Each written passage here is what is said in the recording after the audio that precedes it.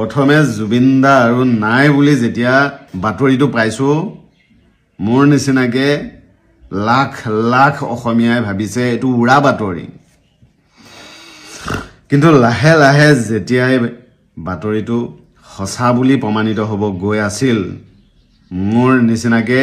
প্ৰত্যেকজন অসমীয়াৰ বুকুখন ধক ধককে কঁপিছিল কৰবাত কষ্ট হৈছিল উশাহ ল'ব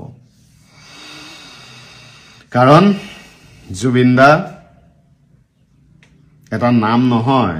আমাৰ ঘৰে ঘৰে আমাৰ তেজে তেজে জুবিন দা সেই অমূল্য সম্পদটো কোনোবাই টিআৰপিৰ বাবে অনুষ্ঠানলৈ মাটি লৈ যাব আৰু তেওঁৰ সুৰক্ষাৰ দায়িত্ব নলব সেই কথা মানি ল'ব নোৱাৰো জুবিন দা এজন এংগু বেংগু সাধাৰণ মানুহ নহয় মোৰ নিচিনা অতিথি হিচাপে কৰবলৈ মাতিছো আৰু এৰি দিছো জুবিন দা অসমৰ বাবে কি হয় সৰু বাচ্চা এটা খুদিলেও গম পাব তেতিয়া হলে সেই জুবিন দাৰ আশে-পাশে থকা জুবিন দাই যাক সকলোতকে বেছি বিশ্বাস কৰে জুবিন দাক টিআৰপি হিচাপে ব্যৱহাৰ কৰি অসমৰ বাহিৰত গৈ ডাঙৰ ডাঙৰ অনুষ্ঠান কৰা মানুহকেইটাই কিয় বুজি নাপায় বা নাপালে জুবিন দাৰ মূল্য অসমৰ বুঢ়াৰ পৰা সৰু শিশু এটালৈকে গম পায় যে ডক্টৰে জুবিন দাক ৰেষ্ট ল'ব দিছে স্বাস্থ্যৰ যত্ন ল'ব দিছে জুবিন দা অসুস্থ ইয়াৰ পাছতো আমি জুবিন দাক কি কামত ব্যৱহাৰ কৰিব লাগে আৰু কি কামত কৰি আছো জুবিন দাক টিআৰপি হিচাপে ব্যৱহাৰ কৰা এই বেপাৰী হোপাৰ কাৰণে আজি জুবিন দা নাইকিয়া হোৱা নাই নে আৰু যে অনুষ্ঠানটো বাহিৰত গৈ গৈ পাতেগে কেজনমান কোটিপতি টকা থকা মানুহে সভান্ত ঘৰৰ মানুহে তাৰ পৰা অসমীয়া জাতিটোৰ কি লাভ হৈছে কি ফেষ্টিভেল নে পাতে তাৰ পৰা অসমীয়া জাতিৰ কি লাভ হৈছে অসমীয়া ভাষা সংস্কৃতিৰ কি লাভ হৈছে এনেকুৱা 1 লাখ অনুষ্ঠান ৰাতিৰ ভিতৰত বন্ধ হৈ গলো আমাৰ কিবা লোকসান হ'বনে কিন্তু আজি যে সেই অনুষ্ঠানটোত অংশগ্ৰহণ কৰিবলৈ গৈ অসমৰ আমাৰ এই আপুৰুগীয়া সম্পদটো যে নাইকিয়া হৈ গল নৱপ্ৰজন্মৰ জাতিটোৰ ভাষাৰ কিমান লোকসান হ'ল জানেনে এই ক্ষতি বাৰু কোনোবাই কেতিয়াবা পূৰণ কৰিব পাৰিবনে কাৰ ভুলৰ বাবে দুজনমান মানুহৰ এটা অনুষ্ঠান সফল কৰাৰ টিআৰপিৰ বাবে জুবিনদাৰ আশে-পাশে থকা মানুহসকলক লৈও মই সঁচাকৈ কৈছো খং উঠি আছে কাৰণ আমি সকলোৱে জানো জুবিনদা অসুস্থ ইয়াৰ পাছতো চাবচোন জুবিনদাৰ লগত থকা এই খাস এংগু পেংগু বন্ধুসকলে জুবিনদাই মদ খোৱাৰ বাবে স্বাস্থ্য বেয়া হয় মদ খাবলৈ বাধা নিদিয়ে জুবিনদাই কিছুমান কাম কৰি পেলাই ঘপককে মানুহজন তেনেকুৱাই কিন্তু এই কামবোৰত বাধা নিদিয়ে কেতিয়াও জুবিনদা খাতুৰিবলৈ যোৱাৰ সময়ত এওঁলোকে কি বাধা দিব নোৱাৰিলে গৰিমা বৌলে ফোন কৰিব নোৱাৰিলে কিহৰ বন্ধু তেতিয়া হলে আপোনালোক মই পুনৰ কৈছো কোনোবাই এজন অতিথিক যেতিয়া কোনোবাই মাটি লৈ গৈছে তেওঁৰ সুৰক্ষাৰ দায়িত্বও ল'ব লাগিব আজি যদি আমাৰ প্ৰধানমন্ত্ৰী মহোদয়ক আমেৰিকালৈ মাটি লৈ যায় আমেৰিকাৰ চৰকাৰখনৰ দায়িত্ব হয় প্ৰধানমন্ত্ৰী মহোদয়ৰ সুৰক্ষাৰ দায়িত্ব লোৱা একে কথা এটা অনুষ্ঠানত অংশগ্ৰহণ কৰিবলৈ মাটি যেতিয়া লৈ গৈছে জুবিনদাৰ সুৰক্ষাৰ দায়িত্ব লোৱাৰ সম্পূৰ্ণ দায়িত্ব আপোনালোকৰ আছিল কি ললে দায়িত্ব আপোনালোকক টিআৰপি লাগে অনুষ্ঠানটো সফল কৰিব লাগে জুবিনদাৰ অবিহনে অনুষ্ঠান সফল হ'বনে নৱপ্ৰজন্মৰ কিমান ক্ষতি হ'ল আজি বুজাব নোৱাৰিম মই জুবিনদাৰ আত্মাৰ শান্তিৰ কাৰণে প্ৰাৰ্থনা কৰিব পৰা নাই নকৰো কাৰণ জুবিনদা আমাৰ মাজৰ পৰা কেতিয়াও মৃত্যু নহয় কোনোজন অসমীয়াৰ মনৰ পৰা মৃত্যু নহয় জুবিনদা মানে এটা সাধাৰণ মানুহ বুলি ভাবি লৈ যোৱা হ'ল তাত সাগৰত অসুস্থ মানুহজনক সাঁতুৰিবলৈ এৰি দিয়া হ'ল বিন্দাস কেনেকুৱা কথা এইবিলাক জুবিনদা এটা বৃহৎ অনুষ্ঠান হয় আধা পাইছিলো মাত্ৰ অসমীয়া জাতিয়ে আৰু আধা পাব বাকিয়ে থাকি গ'ল কিমান ক্ষতি হ'ল জানে না মই তদন্ত বিচাৰিছো উচিত তদন্ত নালাগে এনেকুৱা অনুষ্ঠান যি অনুষ্ঠানৰ কাৰণে জুবিন গাৰ্গ শেষ হৈ গ'ল অসমৰ সম্পদ শেষ হৈ গ'ল অসমৰ কলা কৃষ্টি আধৰুৱা হৈ গ'ল নালাগে এনে অনুষ্ঠান খবৰটো পোৱাৰ পাছত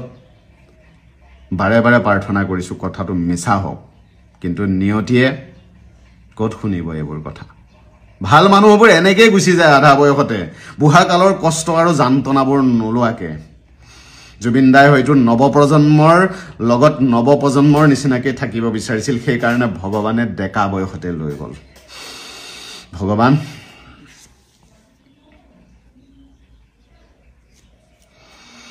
শান্তিত শুবলৈ দিয়া তেওঁক আৰু এই বেপাৰীকেইটাৰ ওপৰত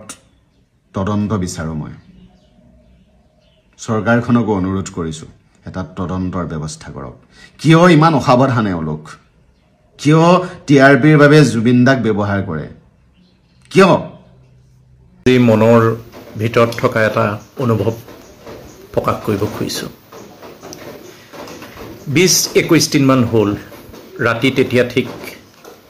1:10-1:15 মান বাজিছে হঠাতে মোৰ খুব মৰমৰ ভাইটি অভিনৱ বৰবৰাৰ ফোনটো বাজি উঠিলে ইমান ৰাতি অভিনৱে কিয় ফোন কৰিলে বুলি চিন্তা কৰি ফোনটো কান্ধত ল'লোঁ লগে লগে অভিনৱৰ নহয় অন্য এটা কণ্ঠস্বৰ আহিলে শুলাই নেকি মই বোলো শুইছিলোঁ আৰু কোনে ক'লে বাৰু গেছ কৰাচোন মই কোন বাৰু ইমান শুৱলা কণ্ঠস্বৰ ইমান পৰিচিত কণ্ঠস্বৰ বুজিবলৈ মোৰ বাকী নাথাকিলে লগে লগে ক'লোঁ গল্ডি নেকি বোলে ময়ে কৈছোঁ ভাল বেয়া পাতিলে ক'লে বহুত বছৰ তোমাক লগ পোৱা নাই লগ পাব মন গৈছে এদিন যাম যোৰহতীয়া বিভিন্নজনৰ খা খবৰ ল'লে বিভিন্ন কথা পাতিলে আনকি বম্বে ডনি হাজৰিকাৰ এক্সিডেণ্টৰ কথা উলিয়ালে ডনি হাজৰিকাৰ মাতৃ ঢুকুৱাক দুখো কৰিলে সকলোখিনি কথা পাতি মেলি যোৰহতীয়া মানুহৰ বহুত কথা পাতিলে তাৰপিছত এষাৰ কথা ক'লে যিষাৰ কথাৰ কাৰণে মই আজি এই কথাটো সাৰ ৰাজহুৱা কৰিবলগীয়া হৈছে যে এমাহৰ পাছতেই মোৰ ডিব্ৰুগড়ত প্ৰগ্ৰাম এটা আছে আৰু সেই প্ৰগ্ৰামটো কৰিবলৈ যাওঁতে মই যোৰহাটত কিছু সময় অলপ দীঘলীয়াকৈ থাকিবলৈ বিচাৰিম আৰু তেতিয়াই মই যোৰহাটৰ যিমানখিনি পুৰণা মানুহ আছে সিমানখিনি মানুহক মই লগ কৰিম বহুত দিন পুৰণা মানুহখিনিক মই যোৰহাটৰ লগ কৰা হোৱা নাই কালি মিলেনিয়াম পাৰ্কত শ্ৰদ্ধাঞ্জলি জ্বলাবলৈ যাওঁতে সেই কথাষাৰে ভাবিছোঁ সেই কণ্ঠস্বৰ নাই আমাৰ মাজত কিন্তু যোৰহাটৰ সকলো পুৰণা মানুহক কালি মিলেনিয়াম পাৰ্কত লগ খুৱাই থৈ গ'ল জুবিনৰ সেই কথাষাৰে আজি বাৰে বাৰে মনত আঘাত দি আছে অসমবাসী হিচাপে এজন যোৰহতীয়া হিচাপে জুবিনৰ এজন পুৰণা বন্ধু হিচাপে জুবিনে সেই যিষাৰ কথা কৈ থৈ গ'ল যোৰহাটৰ পুৰণা মানুহখিনিক লগ কৰাৰ যি মনৰ আশা আছিলে এই সময়ত যদি যোৰহাটৰ পুৰণা মানুহখিনিয়ে জুবিনৰ নশ্বৰ দেশক এবাৰ হ'লেও শ্ৰদ্ধাঞ্জলি জনাবলৈ সুবিধা পালেহেঁতেন বা যি কি নহওক আজি এই ক'বলৈ ভাষা নোহোৱা মুহূৰ্তত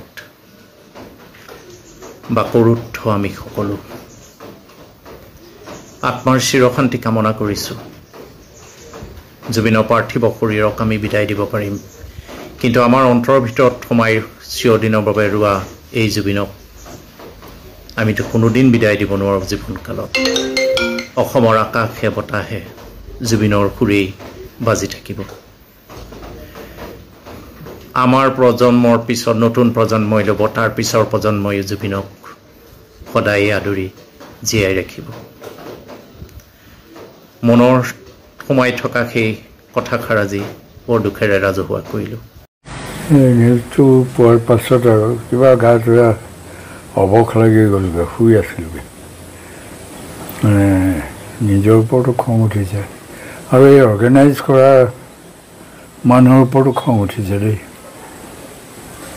অলপ কেয়াৰ ল'ব লাগিছিল নেকি ডিটেইলছ এতিয়াও পোৱা নাই হ'লেও মাজে মাজে তাৰ ওপৰত খং উঠিলেও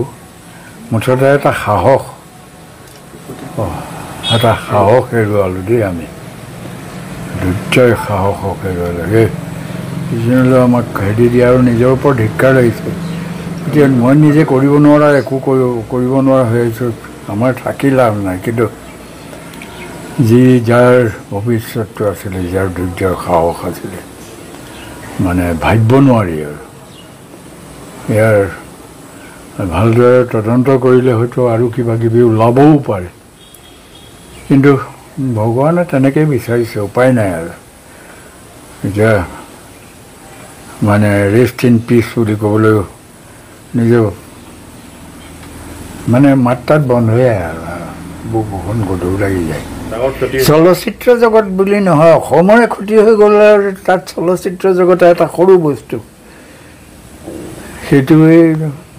চিন্তা কৰিলে কেনেকৈ হ'ব। মানে আগতে কিবা প্ৰব্লেম হ'লেও যে ভূপেনদাৰ কথা আমি চিন্তা কৰিছিলোঁ, এতিয়া জুবিনে কি কৰিছে তেনেকুৱা ধৰণৰ কথা এটা আহিছিলে, পিছে কি হ'ব ভগৱানলৈ গুচি গ'ল। মই খুব এটা লগ পোৱা নাই, খুব কমটি লগ পাইছোঁ, কিন্তু যিখিনি সময়ত লগ পাইছোঁ সেইখিনি সময়ত এটা যাক মানে ধুমুহা এটা থকা যেন লাগে নিজৰ ওচৰতে,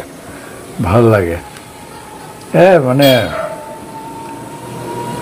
বৰ গধুৰ গধুৰ লাগিছে বুজিছে না, কিবা ক'লো নহয় আৰু যে মানে